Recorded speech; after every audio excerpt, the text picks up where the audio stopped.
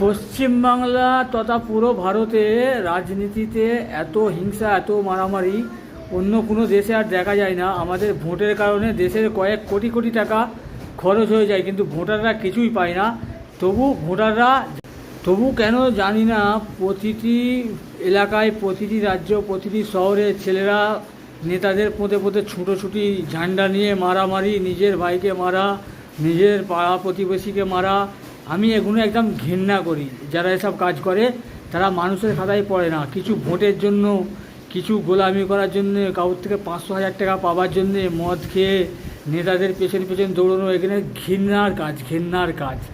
যদি এই মানুষগুলো এই নেতাদের পেছনে না দৌড়ে, যদি আমাদের মুয়াজ্জিনের পেছনে দৌড়োই, ইমাম সাহেবের পেছনে দৌড়োই, আমাদের সমাজটা অনেকটা বদলে যাবে। কিন্তু এরা 500,000 টাকার জন্য রাতের ঘুম নষ্ট করে, মারপিট করে, বোম বেঁধে বেড়ায়।